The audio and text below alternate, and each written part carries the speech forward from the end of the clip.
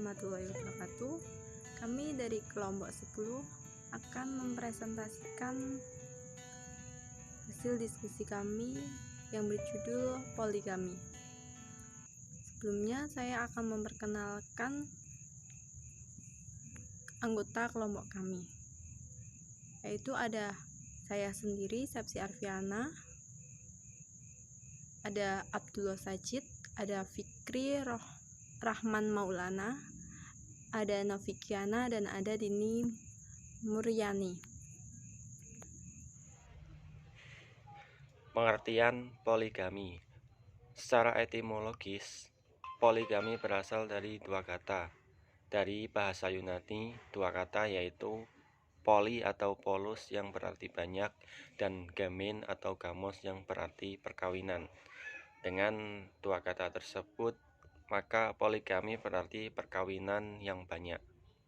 Secara terminologi atau istilah, poligami adalah sistem perkawinan yang salah satu pihak memiliki atau mengawini beberapa lawan jenisnya dalam waktu yang bersamaan. Jika yang memiliki pasangan lebih dari satu itu seorang suami, maka disebut poligami. Dan jika yang memiliki lebih dari satu pasangan, yaitu seorang istri, maka disebut poliandri.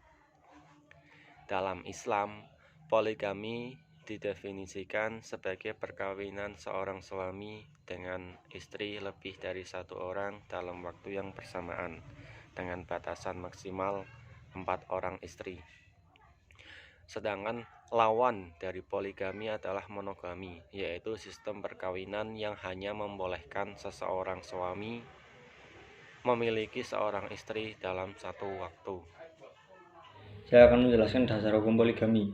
Allah berfirman dalam Quran surat An-Nisa ayat 3, wa in khiftum alla tufsitu fil yatama fankuhu ma tabalakum minan nisa'i masna wa sulasa wa ruba'a fa in khiftum alla ta'dilu fawahadatan aw ma malakat aimanukum dzalika adna alla ta'ulu. Artinya, apabila kamu takut tidak dapat berlaku adil terhadap perempuan yatim atau yang kamu kawini, maka kawinilah wanita-wanita lain yang kamu senangi, 2, 3, atau 4. Kemudian jika kamu takut tidak dapat berlaku adil, maka kawinilah seseorang saja atau budak-budakmu. Yang demikian itu lebih dekat untuk tidak berlaku aniaya. Hikmah poligami. 1. Kebolehan poligami yang dibatasi sampai 4 orang menunjukkan bahwa manusia sebenarnya terdiri dari 4 campuran dalam tubuhnya. Jadi menurutnya sangatlah pantas laki-laki itu beristri 4. 2. Batasan 4 juga sesuai dengan 4 jenis mata pencaharian laki-laki: pemerintahan, perdagangan, pertanian, dan industri.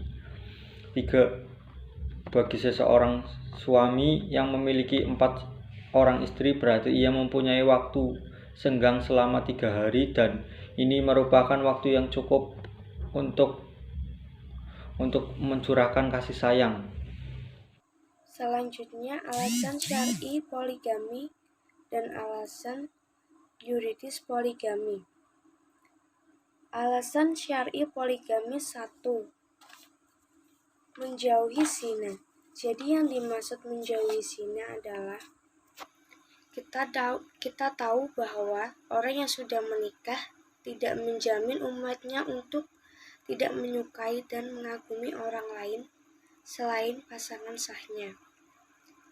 Dijelaskan dalam Al-Quran bahwa seseorang yang sudah menikah harus tetap menjaga atau menundukkan pandangannya terhadap orang lain dan hanya fokus kepada pasangan sah mereka.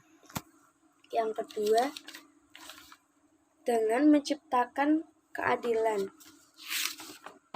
Jadi, yang dimaksud dengan menciptakan keadilan adalah walaupun bagi istri, terutama istri pertama, ini menjadi kurang adil.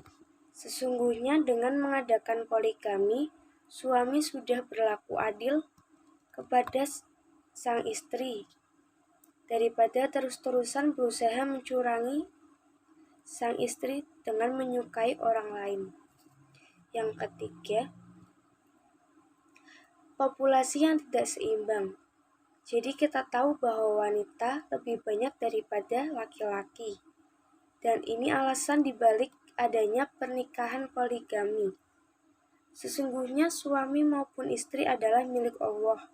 Dan kita tidak berhak memiliki dan tidak berhak menghakimi yang lainnya atas pernikahan poligami tersebut.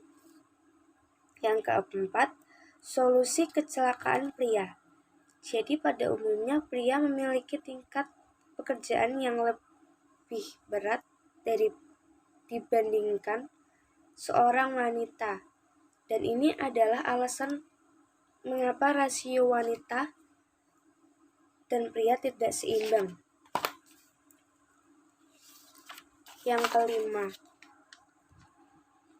pria cukup dan mampu berbuat adil.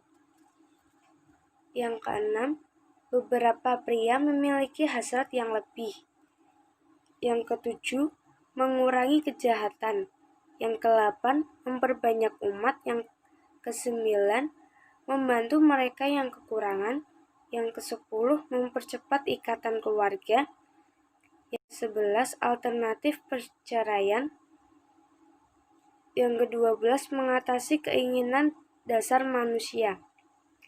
Kemudian alasan yuridis poligami, bahwa kecenderungan hati atau kecintaannya kepada salah satu istri lebih besar daripada yang lain, wajib tetap berada pada tempatnya, yaitu dalam hati. Tidak boleh ditempatkan dengan ucapan atau perbuatan, agar tidak menyakiti hati seorang istri tersebut. Dan juga tidak boleh mengurangi maslahat pada istri yang lainnya, serta anak-anaknya demi memenuhi kecintaannya kepada seorang istri yang lebih dicintainya. Oleh karena itu, wajib berbuat adil terhadap mereka dengan sebatas kemampuannya. Jadi keadilan yang mutlak itu adalah keadilan yang hanya ada di akhirat dan di sisi Allah. Saya akan menjelaskan tentang syarat-syarat poligami. Syarat poligami ada 3, yaitu pertama, adanya persetujuan istri dan atau istri-istri. Maksudnya, apabila suami menikah lagi harus dengan persetujuan istri sebelumnya, karena untuk menghindari terjadinya masalah di kemudian hari. Yang kedua, adanya kepastian bahwa suami mampu menjamin keperluan-keperluan terhadap hidup istri dan anak-anak mereka.